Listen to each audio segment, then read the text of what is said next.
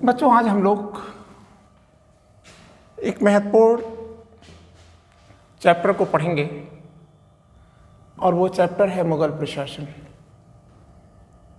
Clear? तो ये जो मुगल प्रशासन है, इसका संस्थापक कौन है? बाबर नहीं है, अकबर है। और स्रोत क्या है? कैसे आप जानते हैं मुगल प्रशासन को? तो दो किताबें आप अबुल फजल की याद रखिएगा। अबुल फजल की ये दो किताबें याद रखिएगा। एक है अकबरनामा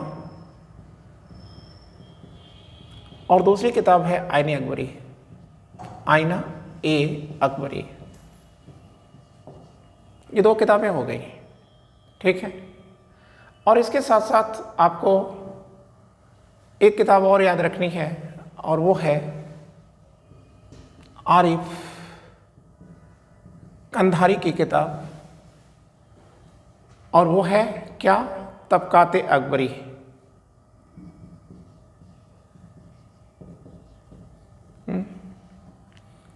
तबकाते अकबरी।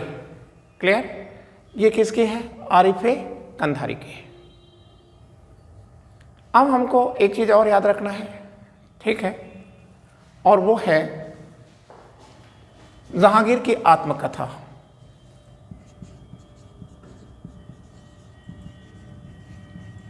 आत्मकथा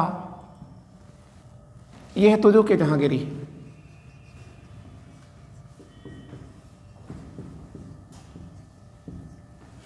ये भी आपने याद रखा। और इसके साथ साथ अब्दुल कादिर बदाऊनी, जो बादशाह अकबर के आलोचक हैं, कादिर बदाऊनी, इनकी किताब है मुंतखब उल तवारिक। इसके साथ साथ हमको एक और चीज़ याद रखनी है। वो क्या है? तो आप कहेंगे कि सर मुंतखब उल लुवाब भी है। मुंतखब उल लुवाब ये किसकी है? आप कहेंगे कि सर ये खफी खां की किताब है।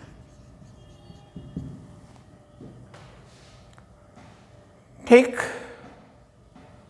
और मासिर आलमगिरी भी है। मासिर ए आलमगिरी, ये किताब साकी मुस्तैद की है।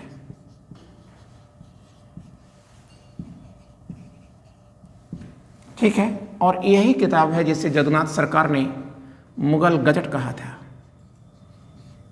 मुगल गजट के नाम से इसे पुकारा है। फिर हम लोग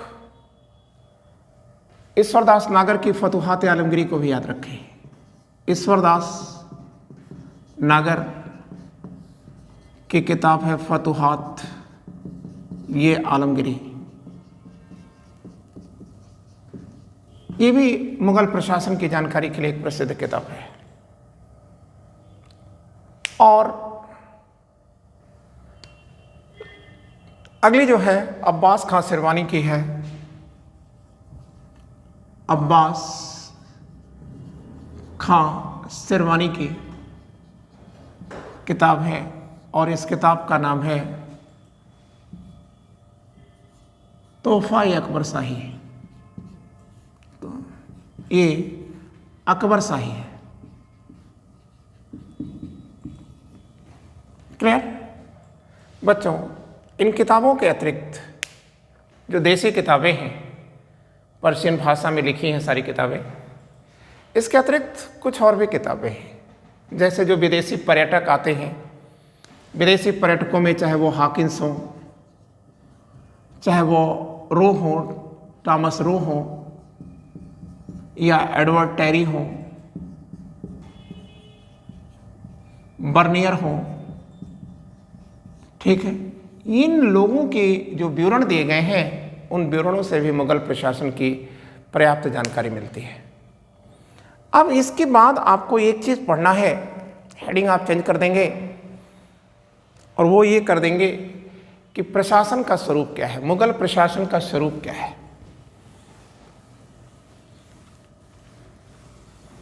तो देखिए, जो मुगल प्रशासन का स्वरूप अगर आपसे पूछा जाता है तो आप कहेंगे कि सर ये हाई सेंट्रलाइज्ड ब्यूरोक्रेसी है या नौकरशाही है यहाँ पर, ठीक है। देखिए क्या है, तो आप कहेंगे केंद्रीकृत नौकरशाही है।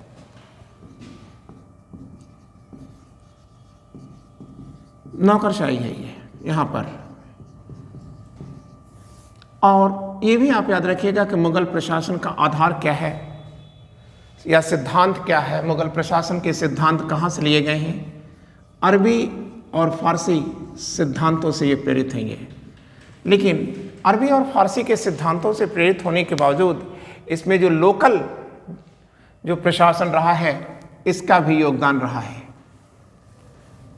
अब हमको देखना है कि मुगल प्रशासन के केंद्र में कौन था। तो मुगल प्रशासन के केंद्र में पादशाह होता था, पादशाह।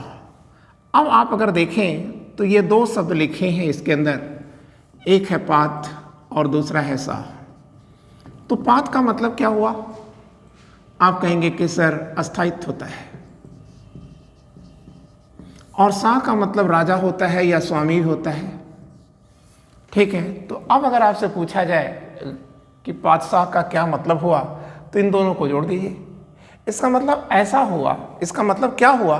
तो आप कहेंगे ऐसा राजा जिसे अपदस्थ नहीं किया जा सकता, जिसे हटाया नहीं जा सकता, वही पादशाह है।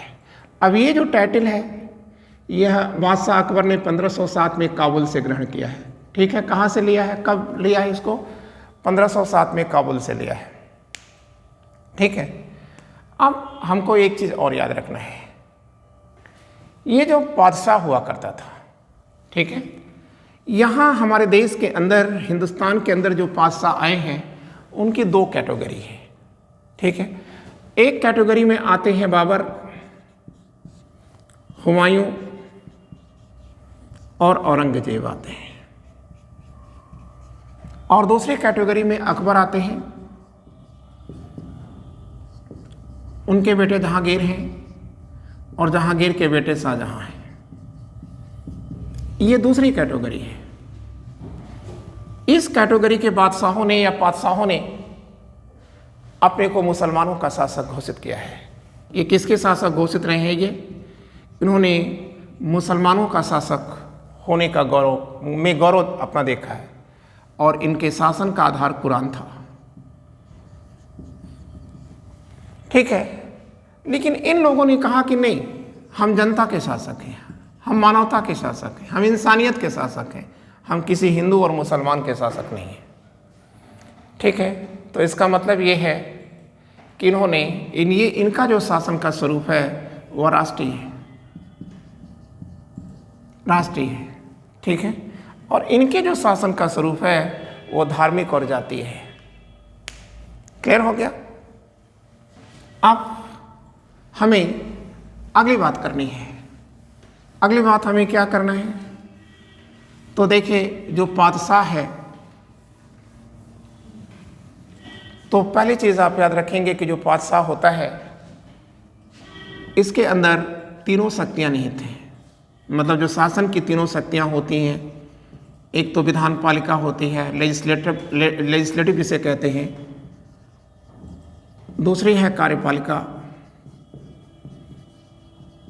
कार्यपालिका में दो चीज़ें आती हैं, एक सामान्य प्रशासन आ जाता है और दूसरा आता है सैन्य प्रशासन। और बच्चों, एक और आता है न्यायपालिका।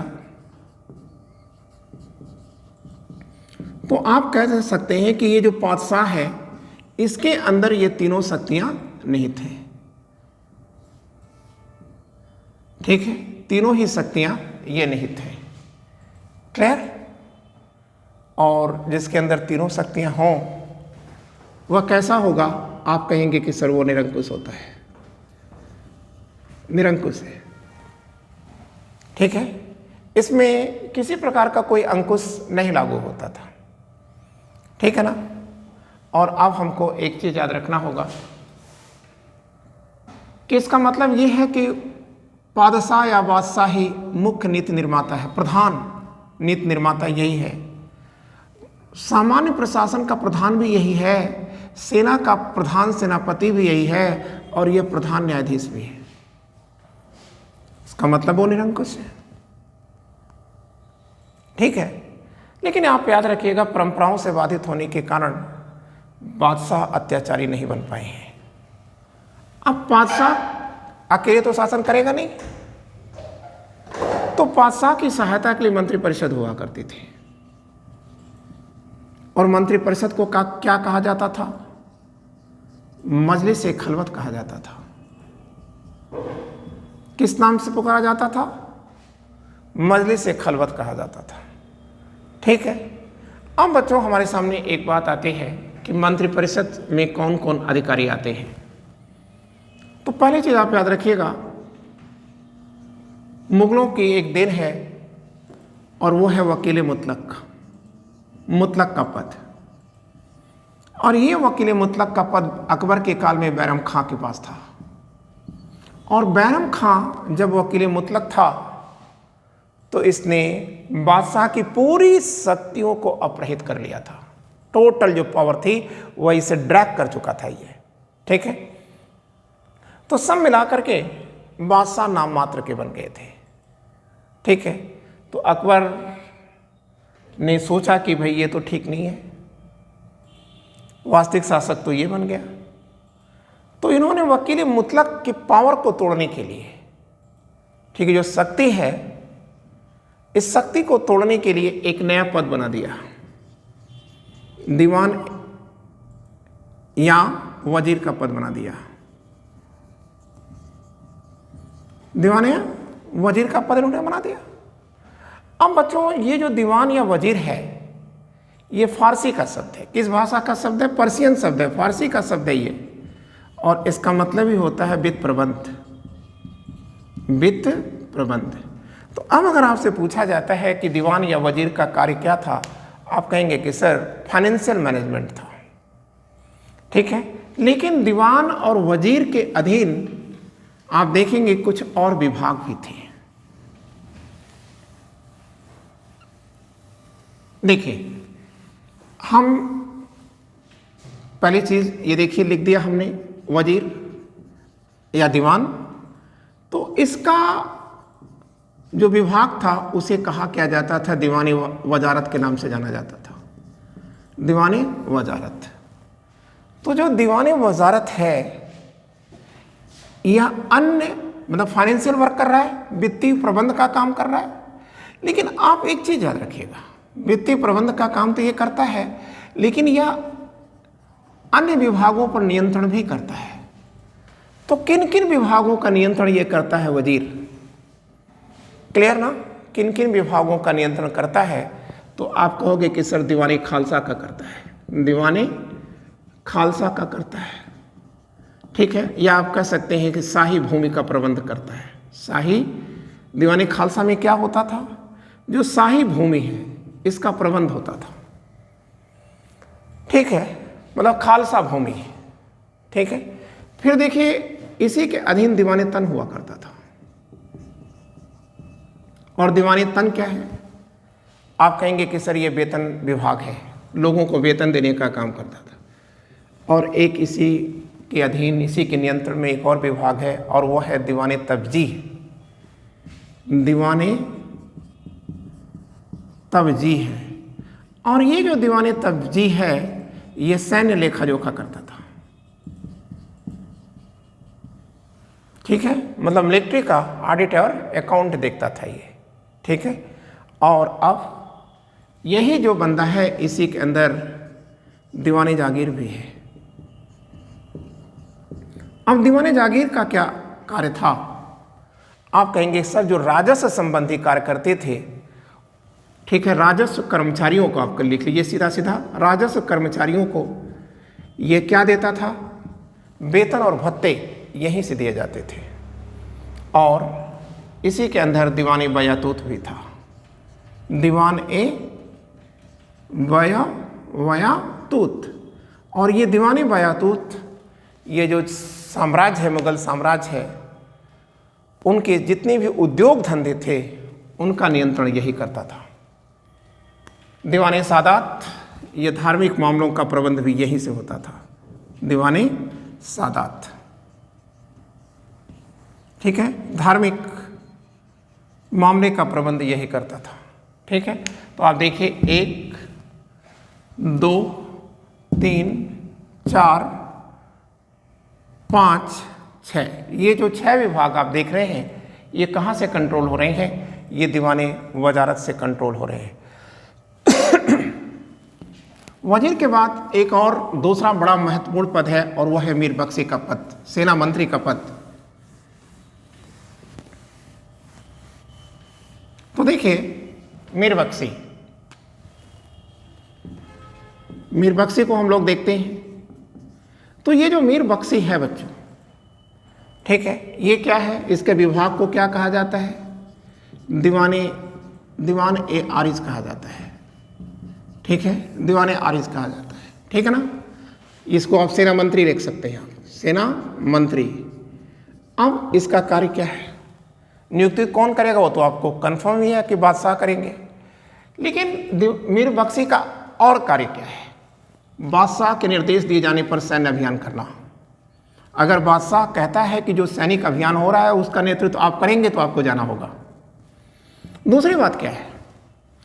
ऐसा प्रत्येक अभियान जिसका नेतृत्व बादशाह करेगा उसमें मीर बख्शी को रहना ही होगा, वहां पर रहेगा ही रहेगा, वो उपस्थित रहना होगा। तीसरा क्या कार्य क्या है? दाग ए महाली जो विभाग है इसका मुखिया कौन था, अध्यक्ष कौन था? मीर बख्शी ही था। अब ये दागे महाली विभाग क्या है? आप कहेंगे कि सर 1572 में बादशाह अकबर ने बनाया था 2 काम करने के लिए, दाग और हुलिया रखने के लिए। दाग मतलब घोड़ों को दागने के लिए, और हुलिया सैनिकों का हुलिया रखने के लिए दागे महाली विभाग ही उत्तरदायी था। मीर बख्शी का और भी कुछ कार्य था। वो क्या कि मीर बख्शी के सुझाव पर ही प्रांतों के सूबेदारों की नियुक्ति होती थी। मतलब मीर बख्शी सुझाव देगा तब प्रांत के सूबेदारों की नियुक्ति कौन करेंगे? बादशाह करेंगे। क्लियर? और भी कुछ काम था इसका, और वो क्या कार्य था? आप कहोगे कि सर मीर बख्शी के सुझाव पर ही बादशाह मनसबदारी जारी करते थे और मनसबदारों की प्रमोशन डिमोशन, ठीक, बात कर रहे थे कि जो प्रमोशन और डिमोशन का काम होता था मनसबदारों का, वह किसके सुझाव पर होता था? आप कहेंगे मीर बख्शी के सुझाव पर होता था। और कौन करता था? आप कहेंगे बादशाह करते थे। अब हम लोग एक बात और करते हैं, यहाँ मीर बख्शी का कुछ और भी कार्य है। वो क्या कार्य है? तो आप कहेंगे दागे महाली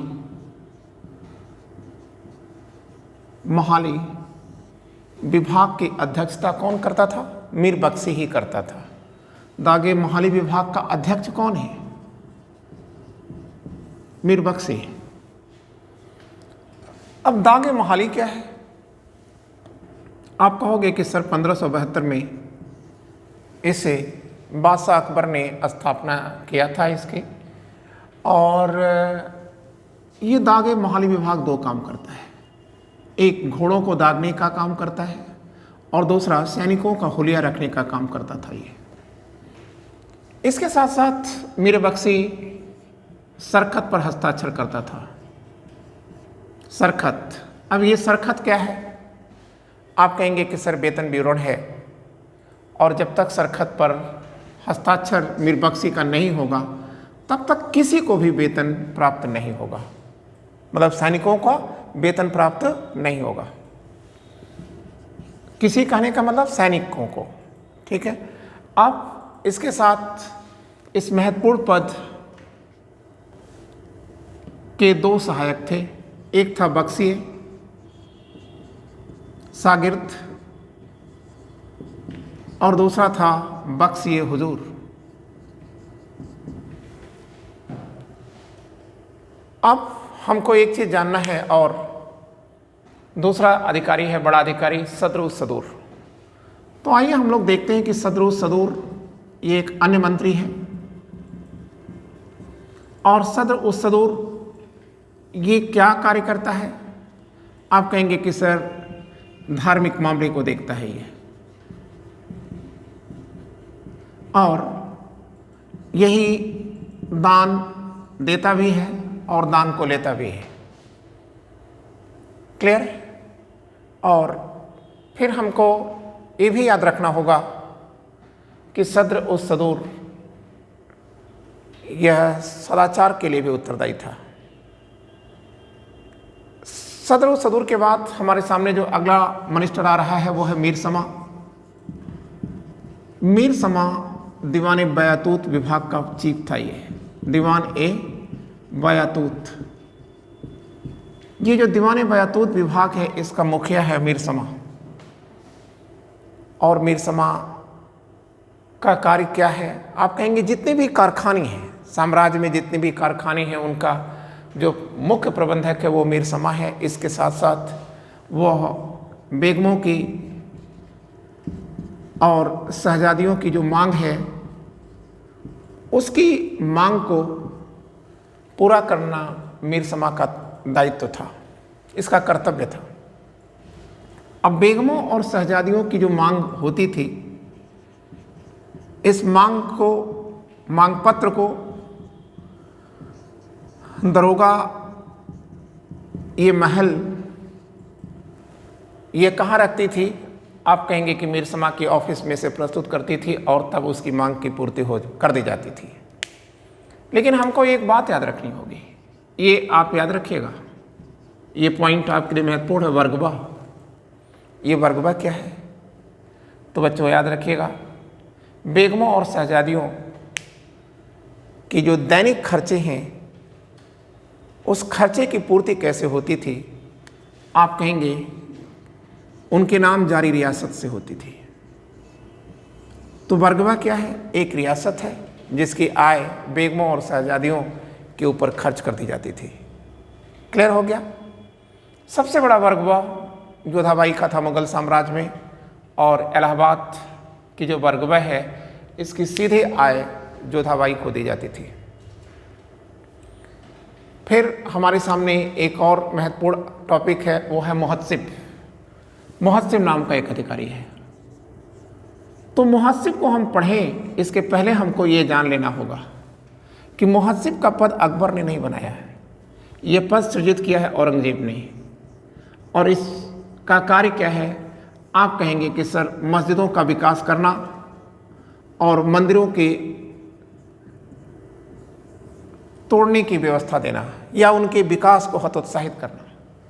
मुहत्सिब दूसरा कार्य था, ये मोरलिटीज़ के लिए उत्तरदायी था, नैतिकता के विकास के लिए उत्तरदायी था, और यह वेश्याओं पर भी नज़र रखता था और उन्हें विवाह करने के लिए या साम्राज्य को छोड़ देने की व्यवस्था भी यही करता था। फिर हमारे सामने दूसरा आता है मीर आतिश। मीर आतिश के बारे में हमको जानना होगा कि ये मीर आतिश कौन है। तो आइए हम लोग देखते हैं मीर आतिश के बारे में। तो जो मीर आतिश है इसके बारे में समझा जाए।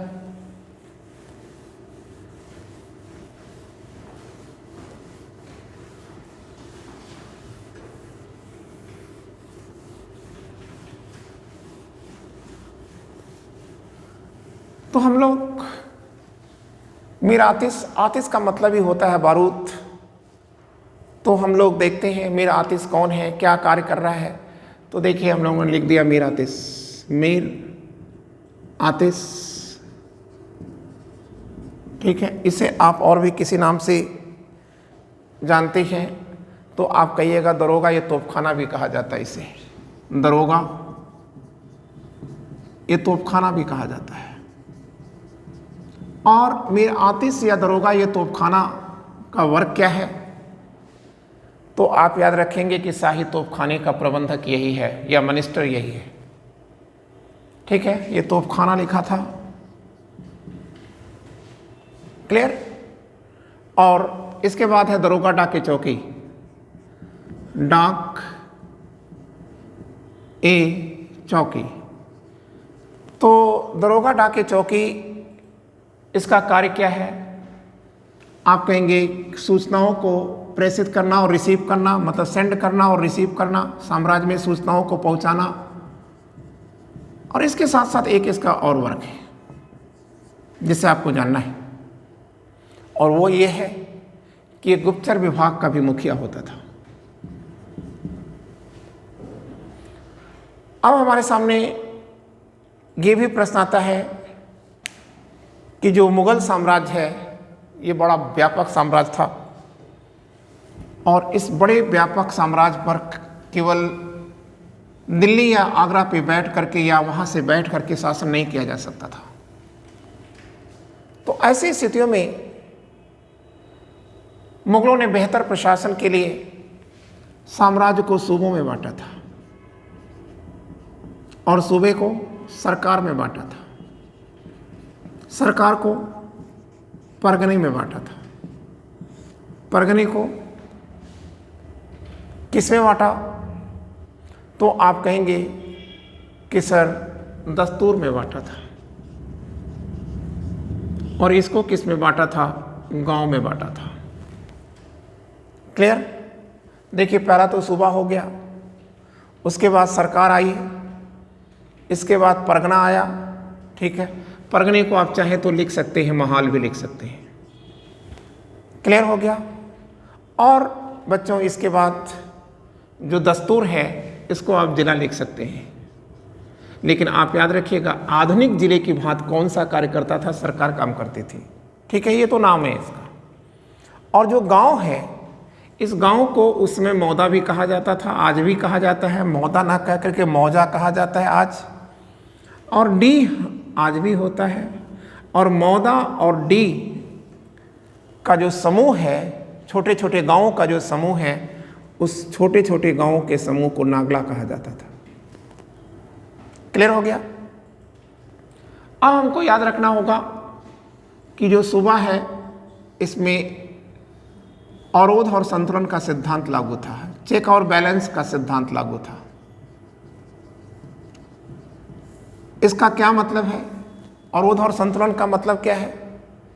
तो आप कहेंगे किसी को पूर्ण न बनना, किसी को पूर्ण बनने से रोक देना, कोई कंप्लीट न बनने पाए, क्योंकि जिस दिन वो कंप्लीट बन जाएगा उसी दिन वो बगावत कर जाएगा। और बादशाह अकबर ने इसकी प्रेरणा कहाँ से लिया है? शेरशाह सूरी के प्रशासन से लिया है। अब्बास खां सिरवानी की एक किताब थी तोहफा-ए अकबर शाही, ठीक है, उसी किताब से उन्होंने अवरोध संतुलन के सिद्धांत को लिया है। कौन सी? तोहफा-ए अकबर शाही। इस किताब का लेखक कौन है? आप कहोगे कि सर शेरवानी है, शेरवानी है, अब्बास खां सिरवानी है। ठीक, तो सूबे में अवरोध और संतुलन का सिद्धांत लागू था। आप याद रखिएगा कि न केवल सूबे की आप बात करिए, अभी तो आप कह दीजिएगा कि मुगल साम्राज्य में टॉप टू बॉटम, मतलब केंद्र में भी अवरोध और संतुलन का सिद्धांत है, और बॉटम मतलब दस्तूर, ये सबसे छोटी इकाई है। ठीक है, दस्तूर या जिला सबसे छोटी इकाई है, यहाँ पर भी ठीक है अवरोध और संतुलन का सिद्धांत लागू है।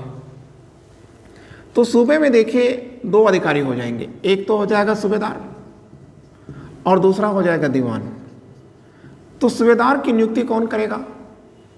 आप कहोगे कि सर मीर बख्शी के सुझाव पर बादशाह करेंगे। और इसका कार्य क्या है? आप कहेंगे इसके अधीन शांति है, शांति व्यवस्था है, अर्थात आप कह सकते हैं कि पुलिस और सैन्य व्यवस्था सूबेदार के अधीन आती है। फौजदारी जो मामले हैं उसका न्यायाधीश भी सूबेदारी होता है। प्रांत में जो फौजदारी की सबसे बड़ी कोर्ट है उसका मुखिया कौन है? सूबेदार है। और ये दीवान है। दीवान का काम क्या है? राजस्व संग्रह करना,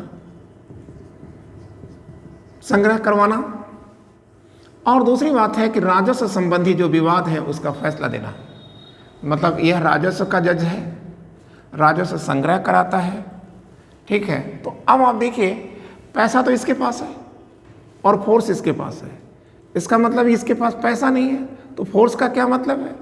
और ये देखिए, इसके पास राजस्व तो है, पैसा तो है, परंतु फोर्स नहीं है, ठीक है। तो ऐसी स्थितियों में बादशाह अकबर के प्रशासन की एक खास बात ये रही कि यहाँ पर कोई अधिकारी जो है वह एब्सोल्यूट नहीं है, ठीक है, वह पूर्ण निरंकुश नहीं है। सरकार, अब अगर हम सरकार की बात करते हैं तो जरा देखिए सरकार में कौन कौन आता है, ठीक है।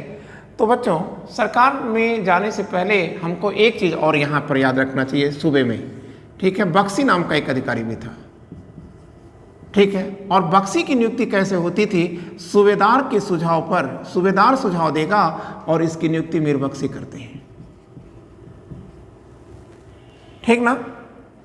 अब हमको देखना है सरकार में, तो देखिए जो सरकार है इसमें दो अधिकारी होंगे, इसको हटाते हैं तब तक बताएं। तो देखिए, इसमें आपको दो अधिकारियों को याद रखना है सरकार में भी, और उधर संतुलन यहाँ पे भी लागू होगा।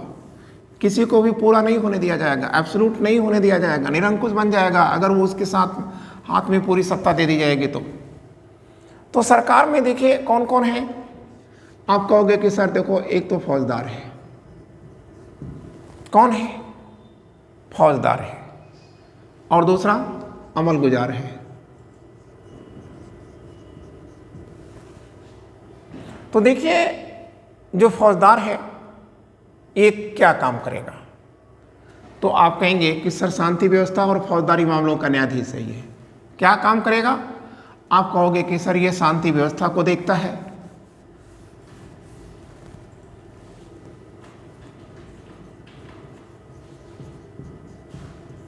ठीक है। फौजदार ये क्या देखेगा, शांति व्यवस्था को देखेगा, और जो अपराध है, फौजदारी अपराध है, ठीक है, फौजदारी का यह न्यायाधीश भी है। अमल गुजार जस्ट उल्टा आप आ जाइए, इसके पास राजस्व संग्रह का काम है, ठीक है, और राजस्व संबंधी मुकदमे भी यह देखेगा, अमल गुजार, ठीक है। और एक चीज़ और आपको याद रखना है कि अमल गुजार की सहायता के लिए बितकची था, बितकची, और बितकची का वर्क क्या है। आप कहेंगे राजस्व संबंधी जितने भी कागज हैं या रिकॉर्ड है वह किसके पास होते थे, बितकची के पास होते थे। अब हमारे सामने अगला पॉइंट आता है परगने का। तो परगने में कौन होगा,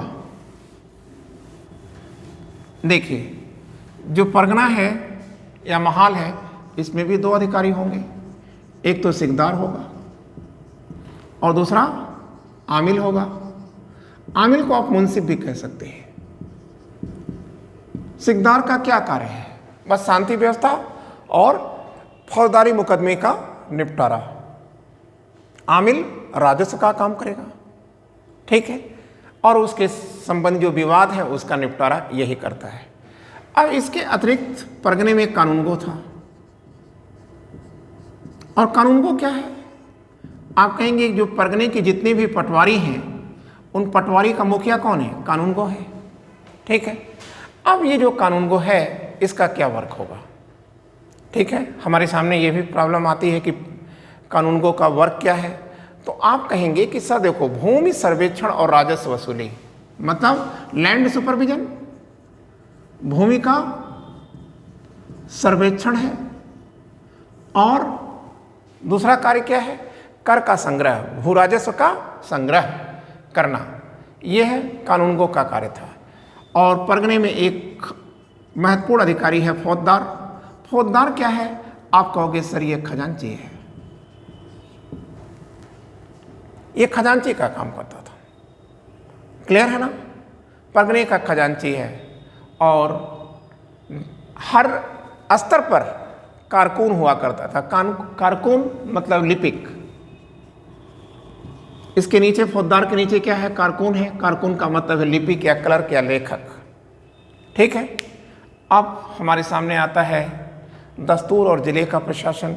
सॉरी, जिसके बारे में हम लोग नहीं बता सकते क्योंकि हमारी किताबें चुप हैं, हमारे पास मैटर इसका नहीं है। ठीक है, अब हमको देखना है कि गांव और मौदा का शासन कैसे होता था। आप कहेंगे कि देखिए, गांव का जो प्रमुख था खुद है या मुकद्दम आप कह सकते हैं इसी को आप चौधरी भी कह सकते हैं। और इसका वर्क क्या है?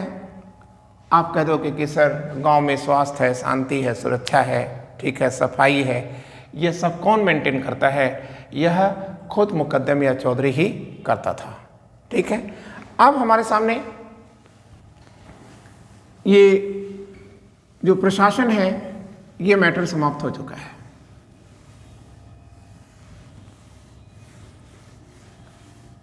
अब हम एक नया टॉपिक लेंगे और वो नया टॉपिक क्या है? मनसबदारी व्यवस्था है। मुगल प्रशासन में मनसबदारी व्यवस्था। तो अगर आपसे पूछा जाता है कि मनसबदारी क्या है, तो सीधे एक शब्द में आप कह सकते हैं कि सर यह मुगल सैन्य व्यवस्था है। मुगल सैन्य व्यवस्था है। एक तो आपने ये लर्न कर लिया। दूसरी चीज आप याद रखिएगा, ये जो शब्द है ये अरबी का शब्द है और इसमें दो शब्द लगे हैं, एक है मनसब और दूसरा है दारी। मनसब का मतलब है पद और दारी का मतलब होता है धारण करने वाला। तो अब अगर आपसे पूछा जाता है मनसबदारी जो व्यवस्था है उसके अधीन सैनिक पद धारण किए जाते थे। ठीक है, क्लियर हो गया? सैनिक पद धारण किए जाते थे। ठीक है, अब हमें ये देखना है इसका जनक कौन है भारत में? आप कहेंगे सर अकबर है। ठीक है, अकबर इस व्यवस्था के जनक हैं। ठीक है, और अब हमको ये देखना है कि जो मनसबदारी व्यवस्था आती है इसमें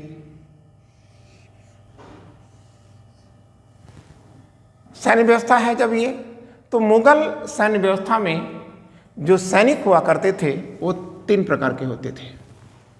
मुगल सैन्य व्यवस्था में या मनसबदारी व्यवस्था में तीन प्रकार के सैनिक होते थे। एक होता था अहदी, दूसरा होता था दाखली और तीसरा होता था मनसबदारी या मनसबदार। मतलब जो मुगल सैनिकों को आप तीन भागों में बांट सकते हैं। तो ये जो अहदी है ये क्या है? आप कह दोगे कि सर जो अहदी है यह बादशाह द्वारा नियुक्त किया जाता है और बादशाह की सेवा में रहता है। ठीक है, मतलब आप कह सकते हैं कि सेंट्रल सर्विसेज है ये। और ये जो दाखिली है वह क्या है? आप कहेंगे नियुक्ति तो बादशाह करते हैं। नियुक्ति कौन कर रहा है? बादशाह करते हैं, लेकिन ये सेवा किसकी करते हैं? मनसबदार के यहाँ जाते हैं। ये मतलब मनसबदारों के अधीन हो जाते थे। अब ये मनसबदार क्या है? आप कहेंगे मनसबदारों द्वारा नियुक्त और उन्हीं की सेवा में जो सैनिक होते थे उन्हें मनसबदारी कहा जाता था। मनसबदारी सैनिक कहा जाता था। फिर से हम बता दें, मनसबदारों द्वारा नियुक्त और उन्हीं की सेवा में जो लोग हैं उनको क्या कहा जाता है? मनसबदारी सैनिक कहा जाता है। लेकिन एक चीज़ आप देखिएगा, यहाँ एक बहुत बड़ी गलती हो रही है। क्या गलती हो रही है? जब मनसबदार नियुक्त करेगा, ठीक है, मनसबदार ही वेतन देगा, तो उत्तरदायित्व किसके प्रति होगा? जो सैनिक होंगे उनका उत्तरदायित्व किसके प्रति होगा? मनसबदार के प्रति होगा, न कि बादशाह के प्रति।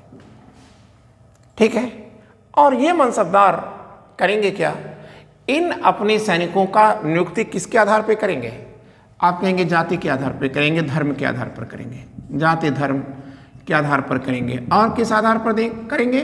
जो न्यूनतम वेतन ले उसी की नियुक्ति करेंगे। परिणाम क्या होगा? परिणाम क्या होगा? सेना कमजोर हो जाएगी। ठीक है, और इन मनसबदारों के पास पैसा बहुत था, क्योंकि ये जब इनको वेतन मिलता था केंद्र से, इन सैनिकों के लिए वेतन जो मिलता था उसमें से ज़्यादातर यही खा जाते थे और ये विलासी हुआ करते थे। ठीक है, इनके कैंप हमेशा साजिश के केंद्र हुआ करते थे और इसी के कारण, ठीक है, मुगल व्यवस्था का पतन भी हुआ है और उत्थान भी हुआ है। जब तक इनमें सदाचार था मुगल बढ़ते गए, जैसे इनके अंदर दुराचार आया मुगल डायनेस्टी डाउन हो गई, खत्म हो जाएगी। ठीक है, एक पॉइंट आपको और याद रखना है कि जो मनसबदारी व्यवस्था है ये 10 प्रणाली पर है। 10 प्रणाली पर है, मतलब अकबर के काल में सबसे छोटी जो मनसब थी वो 10 की थी, और बड़ी मनसबदारी ये 10,000 की थी। लेकिन बाद में इसे बढ़ा करके कितना कर दिया गया, आप कहेंगे 12,000 तक कर दिया गया। ठीक है, कहाँ तक कर दिया गया, 12,000 तक पहुंचा दिया गया। ठीक है, यहाँ तक भी आपने जान लिया। अब हमारे सामने एक बात और आती है। ठीक है, वो देखिए क्या है, 1595 में बादशाह अकबर ने जात और सवार का भी पद शुरू कर दिया था। ठीक है, अब ये जात का क्या मतलब था, वेतन देने के लिए, मतलब आप कह सकते हैं जात किसका प्रतीक है, पद और प्रतिष्ठा का प्रतीक है, और इसी पद और प्रतिष्ठा के आधार पर लोगों के वेतन दिए जाते थे। और सवार क्या है, आप कहेंगे अश्वारोहियों की संख्या है। ठीक है, अश्वारोहियों की संख्या है। अब जात और सवार के आधार पर, ठीक है, सेना का पुनः विभाजन किया गया था। जात और सवार के आधार पर सेना का पुनः विभाजन किया गया था। ठीक है,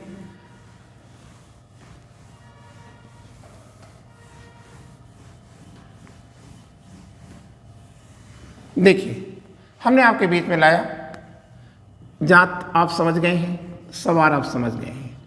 अब आप कह देंगे कि जात और सवार के आधार पर सेना, मुगल जो सेना है इसकी 3 श्रेणियां थी, 3 श्रेणियां थी, और ये जो श्रेणियां बन रही हैं यह 5,000 जो सैनिक हैं उसके लिए बन रही थी।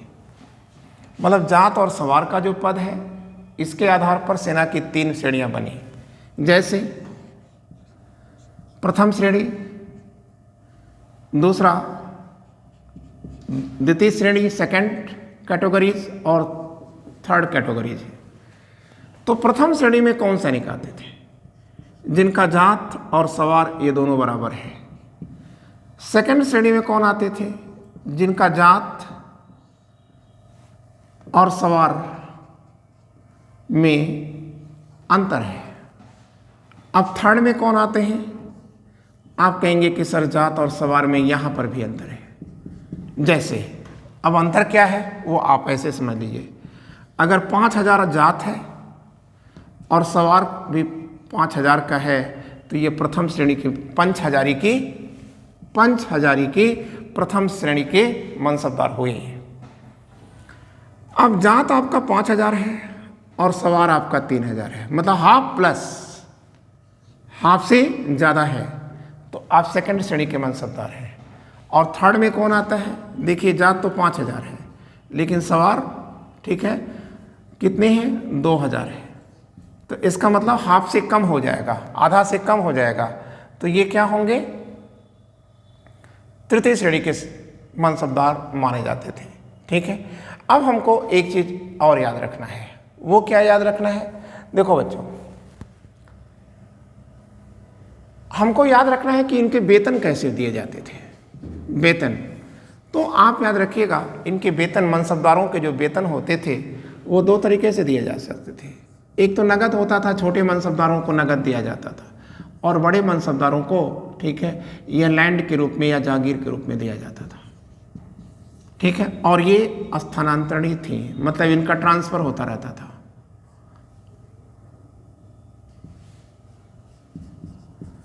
ठीक है, इनका स्थानांतरण होता था, आप कह सकते हैं कि ट्रांसफर होता रहता था इनका। क्लियर, लेकिन आप याद रखेंगे एक जागीर आएगी, जहांगीर लेकर आएंगे, वतन जागीर। तो ये वतन जागीर क्या है, जहांगीर की ये देन है वतन जागीर, मतलब जिस स्थान पर आपकी पोस्टिंग हो, आपकी जागीर अगर वहीं पर है तो ऐसे लोगों को वतन जागीरदार कहा जाता था। और ये मुख्यतः राजपूतों को दी गई हैं, राजपूतों को दी गई हैं, और ऐसी जागीरें मुख्यतः कहाँ है, आप कह दोगे कि सर ये राजपूताना में थी। ठीक है, और फिर अब हमारे सामने एक बात और याद रखनी होगी हमें। देखिए बादशाह अकबर के काल में जो सैनिक हैं वो एक तो निम्न अस्पा है, दूसरा एक अस्पा है और दूसरा दो अस्पा है। तो बच्चों निम्न अस्पा का मतलब है कि आपके पास घोड़ा एक हो और सवार दो हो। एक अस्पा में है एक सवार एक घोड़ा हो, और दो अस्पा में क्या है, दो घोड़े और एक सवार है। लेकिन जहांगीर ने इसमें क्या किया, से अस्पा का विकास कर दिया था। ठीक है, से अस्पा, या जिससे आप कह सकते हैं कि सिंह अस्पा, आपकी किताबों में लिखा होगा सिंह अस्पा। ठीक है, तो बच्चों ये जहांगीर के देने हैं, ये बादशाह अकबर के देने हैं। क्लियर? लेकिन आपको याद रखना होगा कि जहांगीर ने एक कार्य और किया था, अलतमगा नाम की एक मोहर का विकास किया था। कौन सी मोहर का विकास किया था? अलतमगा।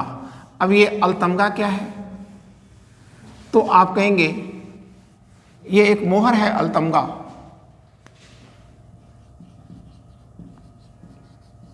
तो जिसको मनसबदारी दी जाती थी उसी पर यह लगा दिया जाता था। क्लियर है? और बच्चों हमको एक और बात याद रखना होगा कि बादशाह अकबर के काल में मनसबदारों की संख्या 1803 थी, जबकि औरंगजेब के काल में 14,449 थी। तो इतनी ज़्यादा आपने जागीरें कैसे दे दिया? ठीक है, आप कहेंगे मराठे जब मनसबदारी में शामिल होते हैं, ठीक है, तब ये जागीरदारी बढ़ती चली गई। और मराठों को मुगल मनसबदारी या मुगल सेना में शामिल करने वाला कौन आदमी है? जहांगीर है। लेकिन जहांगीर ने, ठीक है, इनको इतनी मनसबदारी नहीं दी। लेकिन बादशाह औरंगजेब के सामने तुष्टीकरण की नीतियां थी, और तुष्टीकरण की नीतियों के कारण ही इन्होंने हिंदुओं को बहुत ज़्यादा जागीरें आवंटित कर दी। परिणाम क्या है? जागीरें तो अलॉट हैं कागज पर, लेकिन जागीर है ही नहीं। और परिणाम क्या होगा? इसी को कहा जाता है जागीरी संकट। मतलब जागीरें तो है ही नहीं, लेकिन कागज पर आपने सबको जागीरदार बनाया हुआ है। ठीक है, अब हमको एक बात और याद रखना है। शाहजहां के काल में मनसबदारों ने बगावत किया था, तो शाहजहां ने इस समस्या के समाधान के लिए महाना स्केल का विकास किया था। मंथ स्केल या महाना स्केल, ये क्या है? महाना स्केल आप कहेंगे मनसबदारों की आय और आय को मापने का, ठीक है, ये पैमाना है। और इस महाना स्केल के आधार पर जागीरें, मनसबदार दो प्रकार के हो गए। एक हो गया सिसमाहा और दूसरा हो गया सिमाहा। ठीक, औरंगजेब ने मनसबदारी में क्या चेंजेस लाया था? तो आप कहेंगे कि सर देखिए, औरंगजेब ने एक सिस्टम ला दिया, और वो है मसरूत। अब मसरूत क्या है? आप कहेंगे कि मसरूत का ये जो कानून है, मसरूत का है, हिंदी होती है शर्त, अंग्रेजी होती है कंडीशन। मतलब बादशाह औरंगजेब किसी भी मनसबदार की मनसबदारी में कोई भी वृद्धि कर सकते थे और कोई भी कमी भी कर सकते थे। ठीक है, एक पॉइंट आप और याद रखिएगा, मुगल काल की सबसे बड़ी मनसबदारी अगर किसी को दी गई तो वह है दारा शिकोह। दारा शिकोह बहुत बड़ा मनसबदार था मुगल साम्राज्य का। ठीक है, 50 हज़ार की मनसबदारी उसके पास थी, 50 हज़ार की मनसबदारी थी। ठीक है, सबसे बड़ा अगर कोई मनसबदार था तो वह था शाहजहां। ठीक है, अब बच्चों हमको एक बात और याद रखना होगा कि मुगल सैनिक 4 प्रकार के थे। 4 प्रकार के सैनिक थे मुगलों में, 4 प्रकार के सैनिक थे। एक तो था पैदल सैनिक, ठीक है, दूसरे थे अश्वारोही, और तीसरे कौन है? पैदल हो गया, अश्वारोही हो गया, और तीसरा कौन हुआ? तोपखाना हो गया। ठीक है, तोपखाना हो गया। आप चाहें तो चौथे में हाथी डाल दीजिए। ठीक है। लेकिन हमको इसकी व्याख्या करने से पहले एक चीज याद रखना होगा कि मुगलों में जो नौसेना है या जल सेना है, यह सबसे कमजोर सेना थी। ठीक है, अगर आप जल सेना को रखेंगे तो ये 5 हो जाएगा। पैदल है, अश्वारोही है, तोपखाना है, हाथी है और ये जल सेना है। ठीक है, तो मुगलों की सबसे कमजोर जो सेना है वो जल सेना है। क्यों कमजोर हुई? क्योंकि मुगलों का साम्राज्य समुद्रों को, ठीक है, बाद में टच करता है। ठीक है, क्लियर। और जल सेना का प्रमुख क्या कहा जाता था? अमीर उल बहर कहा जाता था, अमीर उल बहर। अब हम देखते हैं पैदल फौज। पैदल फौज 2 भागों में बटी थी। एक थी सेबंदी और दूसरी थी अहेसाम। तो अहेसाम जो सेना है, पैदल सेना, यही युद्धरत थी, यही लड़ती थी। ठीक है, और इसी युद्धरत सैनिकों के लिए अहेसाम शब्द का प्रयोग किया गया। और सेबंदी क्या है? आप कहेंगे कि सर ये राजस्व वसूली में सहयोग करती थी और परिवहन का काम करती थी। ठीक है, और आप याद रखिएगा, सेना के क्षेत्र में जो दास थे, बादशाह अकबर उनको ढेला कहा करते थे। ठीक है, इसके अतिरिक्त इसमें मेवाड़ा और पूर्वी उत्तर प्रदेश के लठैत भी थे। अश्वारोही 2 प्रकार के थे, एक था बरगीर और दूसरे था सिलेदार। बरगीर ये नियमित फौज है जिसे केंद्र द्वारा वेतन भी दिया जाता था, अस्त्र भी दिया जाता था, वस्त्र भी दिया जाता था, मतलब सब कुछ दिया जाता था बरगीर को। लेकिन ये जो सिलेदार है, ये क्या है? आप कहेंगे यह प्राइवेट फौज है, व्यक्तिगत फौज है। और ये फौज, ठीक है, युद्ध में शामिल होती थी, अपने अस्त्र शस्त्र घोड़े इत्यादि को लेकर शामिल होती थी। अब हम देखते हैं तोपखाना। तो मुगलों का जो तोपखाना है उसके 2 भाग हुआ करते थे। ठीक है, 2 भाग हुआ करते थे। एक है जिनसी और दूसरा था दस्ती। तो जो जिनसी तोप है ये बड़ी तोप थी और मुगल काल की सबसे बड़ी तोप यह है जहां ये कुछ थी। और जो दस्ती तोप है यह हल्की तोप है, हल्की तोप है। ठीक है, इन हल्की तोपों में कौन कौन सी हल्की तोप है? ये देखिए, बादशाह अकबर ने राम जानकी नाम की से एक तोप का निर्माण किया था। ठीक है, क्लियर। राम जानकी के नाम से एक तोप का निर्माण किया था। इसके अतिरिक्त उन्होंने नरनाल, गजनाल, सुतूर और जंबूर तोपों का निर्माण किया था। जंबूर ये मधुमक्खियों की आवाज़ करती थी, सतूर यह ऊंट की पीठ पर रख के चलाई जाती थी, गजनाल हाथी की पीठ पर और नरनाल यह मनुष्य अपने कंधे पर रख करके जारी करता था। और ये राम जानकी भी इनकी तोप है, छोटी तोप है। इसके अतिरिक्त धमाका भी इनकी एक तोप थी। ठीक है, और हमको एक चीज़ और याद रखना होगा, बादशाह अकबर ने, ठीक है, नाल, तोपों का जो नाल है इसको साफ करने के लिए चक्र तकनीकी का विकास किया था। इसका मतलब बादशाह अकबर एक आविष्कारक भी थे। क्लियर। और बच्चों, ये हमने आपको मनसबदारी बताया और आपको हमने शुरू में ही बता दिया था कि मनसबदारी अच्छी भी थी और मनसबदारी बुरी भी थी। ठीक है, अच्छी कब है? जब मुग़ल बादशाह ताकतवर हैं तब ये अच्छी है। लेकिन जैसे ही मुग़ल कमज़ोर होंगे, यह क्या करेंगे? स्वेच्छाचारी रास्ते पर चलेंगे और धीरे धीरे यही मनसबदार हैं जो मुग़लों का पतन कर देंगे और फिर प्रांतीय रियासतों को जन्म देंगे। Thank you, wishing all the luck.